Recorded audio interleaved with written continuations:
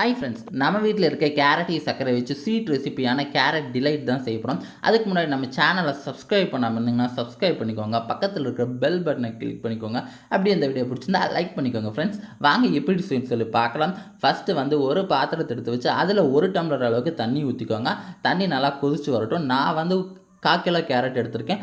அதை குட்டி குட்டியாக நறுக்கி வச்சு அது பார்த்திங்கன்னா கொதிக்கிற தண்ணியில் போட்டுக்கலாம். அது நல்லா தண்ணி கொதிக்கிறதுல அந்த கேரட் நல்லா வெந்து வரட்டும். இப்போ நம்ம கரண்டியில் எடுத்து பார்த்தோம், நல்லாவே கேரட் வெந்து வந்துருந்துச்சு.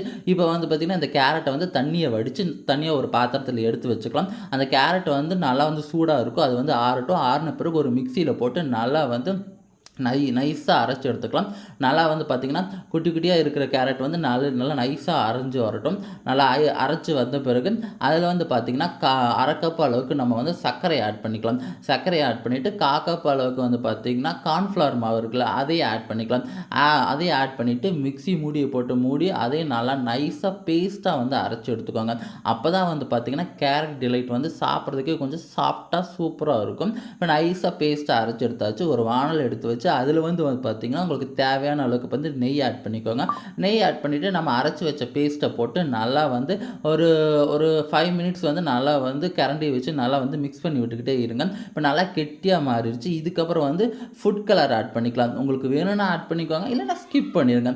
இப்போ நம்ம ஃபுட் கலர் ரெட் கலரில் இருக்கிற ஃபுட் கலர் ஆட் பண்ணியாச்சு.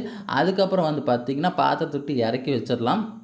அதுக்கப்புறம் உங்களுக்கு தேவையான அளவுக்கு உருண்டை பிடிச்சிக்கோங்க. நான் ஒரு மீடியம் சைஸில் கையிலே உருண்டை பிடிச்சாச்சு. கையில் எண்ணெயோ அல்லது நெய்யோ தேய்ச்சி நல்லா உருண்டை பிடிச்சிக்கோங்க.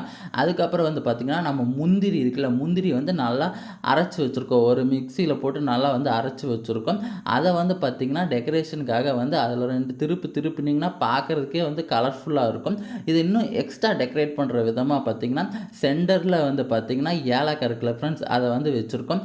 பார்க்குறதுக்கே ரொம்ப கலர்ஃபுல்லாக சூப்பராக இருக்குது. சாப்பிட்டு பார்த்து ரொம்ப ஸ்வீட்டாக இருந்துச்சு.